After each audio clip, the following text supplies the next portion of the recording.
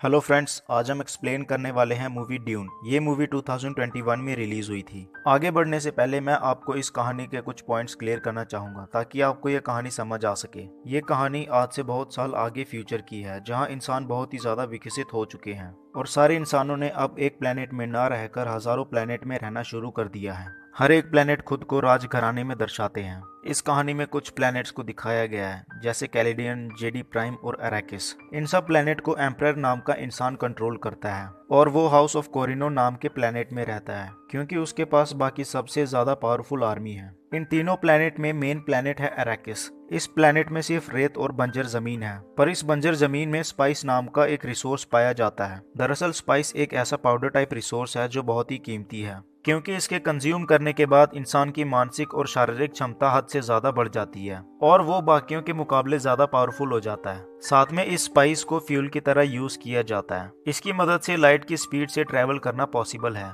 इस स्पाइस का negative point भी है, इसके रेगुलर यूज से लोग इसके आदी हो जाते हैं और ज्यादा स्पाइस कंज्यूम करने से लोगों की आंखें नीले पड़ जाती हैं। अरैकिस प्लेनेट पर फ्रेमेन नाम के कबीले के लोग रहते हैं जो इस स्पाइस को पवित्र मानते हैं, पर एम्परर के ऑर्डर से अरैकिस में स्पाइस की माइनिंग की जाती है। तो चलिए इस कहानी की तरफ बढ़ते हैं। कहानी की शुरुआत अरैकिस प्लेनेट से होती है, जहां चानी नाम की फ्रेमेन लड़की एक कहानी सुना रही होती है। वो बताती है कि एम्परर ने स्पाइस की माइनिंग करने के लिए प्लेनेट जेडी प्राइम से हार्कोनन के लोगों को यहाँ पर भेजा, पर हार्कोनन की आर्मी ने हम पर जुर्म करना शुरू कर दिया। हमने इन्हें भगाने की कोशिश की, पर उनकी टेक्नोलॉजी हमसे ज्यादा एडवांस थी और वो हम पर भारी पड़े। पर अचानक से एक दिन एम्परर का संदेश आया और उन्होंने हार्कोनन को वापस बुला लिया। ऐसा क्यों हुआ ये हमें अभी तक पता नहीं चला। वही हमें कैलेडन प्लेनेट में हाउस ऑफ एट्रेडिस के लोगों को दिखाते हैं, जहां एक लड़का जिसका नाम पॉल एट्रेडिस है वो अपनी माँ लेडी जेसिका के साथ बैठा होता है। दरअसल पॉल एट्रेडिस एक युवराज है। इसके पिता का नाम ड्यूक लीटो एट्रेडिस है, जो इस प्लेनेट के राजा हैं। जेसिका पॉल को अपनी शक्तियों के बारे में सिखा रही होती है, क्योंकि पॉल के अंदर उसकी माँ की तरह जादुई शक्तियां हैं, पर वो अपनी शक्तियों को अभी पहचान नहीं पाया। वो अपनी माँ को अपने सपने के बारे में भी बताता है जो उसे रोज आते हैं। सीन शिफ्ट होता है और हमें एम्परर के एक शिप को दिखाया जाता है जो कैलेडन प्लेनेट में आ रहा होता है। शिप से एम्परर का एक राजदूत और कुछ शाही लोग उतरते हैं। राजदूत एम्परर का खत एट्रेडियस के राजा ड्यूक को सुनाता है। उस खत में लिखा होता है कि एट्रेडियस के लोगों को अरैकिस प्लेनेट में स्पाइस की माइनिंग का काम सौंपा जाएगा और उस माइनिंग को अब एट्रेडियस के लोगों को करना पड़ेगा। ड्यूक को एम्परर की बात माननी पड़ती है। वहीं एक जेसरेट बिच जिसका नाम हेलन है वो पॉल को देखती है। दरअसल हेलन जेसिका की गुरु होती है, उसी ने उसको जादू सिखाया होता है। ड्यूक खत में एक स्टैंप लगाता है और उस स्टैंप को लेके एम्परर के लोग वहां से चले जाते हैं। एट्रेडियस के लोग अब अरैकिस जाने की तैयारी करने लगते हैं। अरैकिस में वो लोग पहले डिफेंस एडवांस टीम को भेजते हैं ताकि वो टीम इनके आने से पहले अरैकिस प्लेनेट में सुरक्षा की तैयारी कर सके। इस टीम का चार्ज डंकन नाम के एक आदमी को दिया जाता है। डंकन पॉल का एक फाइटिंग टीचर होता है जो उसे लड़ाई सिखाता है और साथ में वो एक दूसरे के अच्छे दोस्त भी होते हैं। पॉल डंकन के पास आता है और उनके साथ अरैकिस में जाने के लिए कहता है, पर डंकन ये रिस्क नहीं लेना चाहता। वो उसे लेके जाने के लिए मना कर देता है। पॉल बताता है कि मुझे एक सपना आया था, उस सपने में अरैकिस के लोगों ने तुम्हें मार दिया था। डंकन उसकी बात पर हंसता है और वहां से चला जाता है। फिर कुछ देर बाद पॉल अपने पिता ड्यूक के पास जाता है और अरैकिस प्लेनेट में जाने की अनुमति मांगता है, पर उसके पिता मना कर देते हैं। वो उसे कुछ दिनों बाद उनके साथ जाने के लिए कहता है। साथ में पॉल के पिता ड्यूक बताते हैं कि तुम्हें वहाँ बहुत ज्यादा खतरा होगा, क्योंकि एम्परर ने हार्कोनन के लोगों को अरैकिस प्लेनेट से वापस बुला लिया है और इसीलिए हार्कोनन के लोग हम पर हमला भी कर सकते हैं। वही हमें जेडी प्राइम प्लेनेट को दिखाया जाता है, जहां हार्कोनन का राजघराना रहता है और यहाँ के राजा का नाम बैरन हार्कोनन होता है। रैबन हार्कोनन बैरन से मिलने आता है। वो गुस्से से कहता है कि एम्परर ने हमें अरैकिस प्लेनेट से क्यों बुला लिया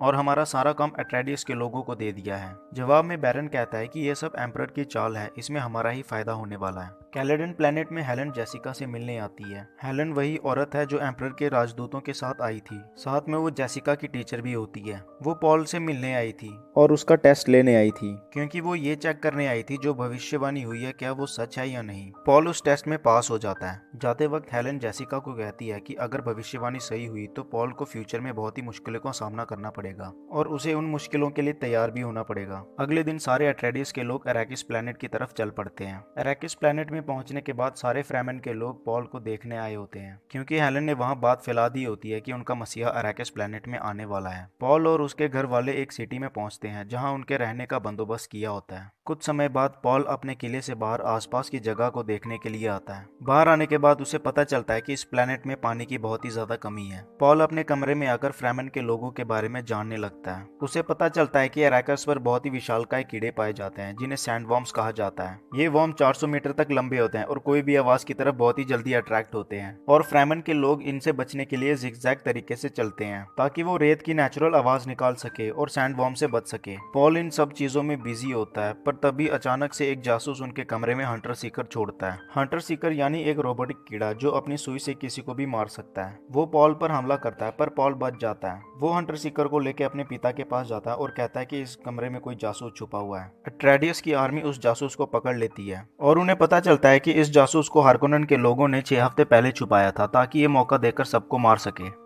वहीं हमें जेडी प्राइम प्लेनेट को दिखाया जाता है जहां हेलन बैरन से सौदा करने आई होती है। वो कहती है कि सारे अट्रेडियस के लोगों को मार दो पर जेसिका और पॉल को कुछ मत करना, उन्हें सिर्फ देश निकाला देना। बैरन उसकी बात मान लेता है। हेलन के जाने के बाद बैरन अपने सलाहकार को अट्रेडियस के लोगों को मारने का ऑर्डर देता है और पॉल और जेसिका को रेगिस्तान में ही छोड़ने को बोलता है। अरैकिस प्लेनेट में डंकन सिटी में आता है। वो अपने साथ एक आदमी जिसका नाम स्टील गार्ड होता है उसे लाता है। स्टील गार्ड फ्रेमन के एक छोटे से कबीले का सरदार होता है। ड्यूक उसका स्वागत करता है पर स्टील गार्ड उन्हें अपना काम करके जल्दी से यहाँ से जाने को कहता है। कुछ देर बाद ड्यूक अपने सैनिकों के साथ स्पाइस माइनिंग को चेक करने जाता है।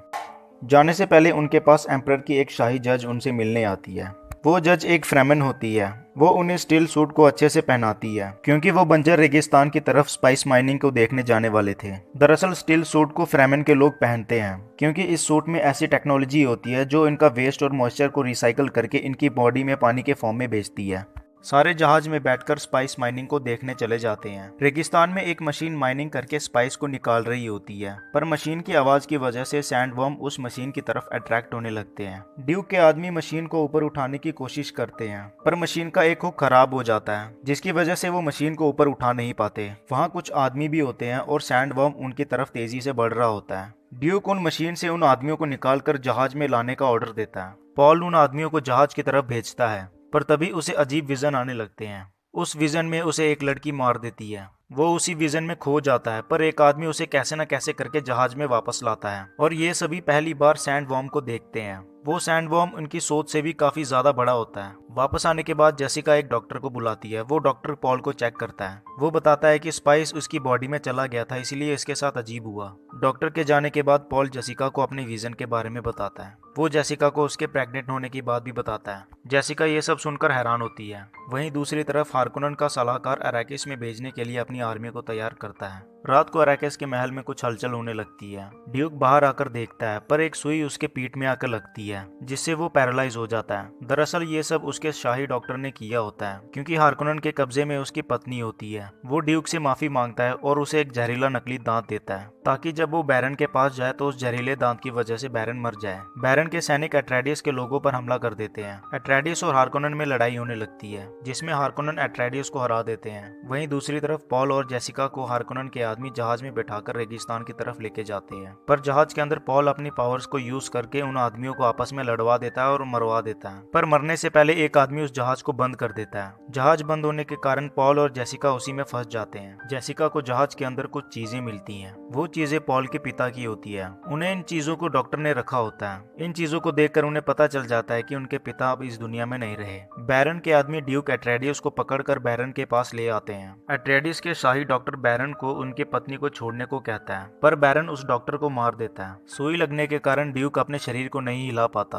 पर वो कैसे न कैसे करके अपने जहरीले दांत को चबा देता है जिससे सारे रूम में जहर हवा में फैल जाता है और वहाँ सारे लोग मर जाते हैं। कुछ देर बाद कमरे में सूट में कवर होकर कुछ आदमी उन लाशों को उठाने आते हैं। अचानक से उनकी नजर ऊपर पड़ती है। वहाँ बैरन हवा में दीवार के साथ लटका होता है और वो अभी तक जिंदा होता है। दरअसल वो जहर से बचने के लिए उस दीवार में लटक जाता है। वही हमें पॉल और जेसिका को दिखाया जाता है। पॉल को दोबारा से विजन आने लगते हैं। वो उस विजन में एक जंग कर रहा होता है। साथ में एक लड़की उसे मार देती है और उसे वही लड़की एक क्रिस नाइफ देती है। वो उस विजन को अपनी माँ को बताता है। कुछ देर बाद वो उस रेत में दबे जहाज से बाहर निकलते हैं। बाहर उन्हें डंकन का जहाज दिखता है। डंकन उन्हें बताता है कि राजा को हार्कोनन के लोगों ने मार दिया है। वो सब एम्परर के शाही जज के पास जाते हैं। रास्ते में डंकन बताता बताता है कि वो आर्मी एम्परर की थी और एम्परर हमारे खिलाफ हो गया है। शाही जज उन्हें पुराने टेस्टिंग स्टेशन लेके आती है। वो उसी पुराने टेस्टिंग स्टेशन में छुप जाते हैं। पॉल उन्हें बताता है कि हम एम्परर के पास जाएंगे और उनसे पूछेंगे कि उन्होंने हमारे साथ ऐसा क्यों किया। जज बताती है कि एम्परर अट्रेडियस के लोगों से डरता था, इसलिए उसने उनको मरवा दिया और साथ में वो तुम्हें भी मार देंगे। बदले में पॉल बताता है कि हम फ्रेमेन से हाथ मिलाकर एम्परर के खिलाफ जंग छेड़ देंगे। तभी बाहर एम्परर के आदमी आ जाते हैं। वो उन पर हमला करते हैं, पर डंकन उनसे लड़ता है और मारा जाता है। पॉल और जेसिका को शाही जज पीछे के रास्ते से बचाकर जहाज में बिठा देती है। पॉल जहाज पर बैठकर वहां से उड़ जाता है, पर दो जहाज उनके जहाज का पीछा करने लगते हैं। पर आगे तूफान आ जाता है। उस तूफान की वजह से वो बच जाते हैं। वहीं हमें बैरन को दिखाया जाता है। बैरन जहर के प्रभाव को कम करने के लिए गंदे से पानी में लेटा होता है। रेबन उन्हें बताता है कि हमने अट्रेडियस को मार दिया है। बैरन कहता है कि अरैकिस में दोबारा जाओ और सारे फ्रेमेन को मार दो। पॉल का जहाज तूफान की वजह से क्रैश हो जाता है। वो कैसे न कैसे करके जहाज को एक जगह लैंड करवाते हैं और उस जहाज से बाहर आते हैं। जहाज के बाहर आकर वो दोनों स्टील सूट पहन लेते हैं और फ्रेमेन को ढूंढने के सफर पर निकल पड़ते हैं। रेत पर वो फ्रेमेन लोगों की तरह जिगजैग चलते हैं ताकि वो सैंडवॉर्म को चकमा दे सके, पर वो ऐसा नहीं कर पाते। सैंडवॉर्म उनके पीछे पड़ जाते हैं। वो सैंडवॉर्म से बचने के लिए एक पहाड़ की तरफ जाते हैं। पहाड़ के ऊपर आने के बाद उनकी जान बच जाती है और सैंडवॉर्म वहां से चला जाता है। वो पहाड़ के रास्ते से आगे बढ़ने लगते हैं। रास्ते में उन्हें फ्रेमेन के लोग घेर लेते हैं। वो उनसे मदद मांगते हैं और कहते हैं कि तुम हमें कैलेडन ले जाओ, हम तुम्हें इनाम देंगे, पर फ्रेमेन उनकी नहीं सुनते। पॉल और जेसिका उनके सरदार को पकड़ लेते हैं, जिससे उनका सरदार स्टील गार्ड अपने आदमियों को शांत रहने के लिए कहता है। स्टील गार्ड उन्हें अपने साथ लेके जाने के लिए तैयार हो जाता है। वहाँ पॉल को वही लड़की मिलती है जो उसके सपने में आती थी। स्टील गार्ड का एक आदमी पॉल को लड़ाई के लिए ललकारता है, क्योंकि वो उस पर भरोसा नहीं करता। न चाहते हुए भी पॉल को उससे लड़ना पड़ता है। लड़ाई के पहले वही लड़की पॉल को क्रिस नाइफ देती है। पॉल क्रिस नाइफ को लेके उस आदमी से लड़ने लगता है। वो उस आदमी को हरा देता है, पर स्टील गार्ड कहता है कि लड़ाई को रोकने के लिए एक को मरना पड़ेगा। पॉल के अंदर से एक आवाज आती है कि उसे मार दो। पॉल अपने मन की सुनकर उसे मार देता है। स्टील गार्ड इस चीज को देखकर खुश हो जाता है। वो उन्हें अपने साथ लेके आगे बढ़ जाता है। रास्ते में एक आदमी उन्हें सैंडवॉर्म की सवारी करता दिखता है। वो लड़की पॉल को बताती है कि अभी तुम्हें आगे बहुत कुछ देखने को मिलेगा। सारे फ्रेमेन के लोग और पॉल और जेसिका एक साथ आगे बढ़ते हैं। इसी के साथ ये कहानी यही खत्म होती है। आगे की कहानी इसकी आने वाली फिल्म में पता चलेगी। अगर आपको वीडियो पसंद आई होगी तो प्लीज वीडियो को लाइक करें और चैनल को सब्सक्राइब करें।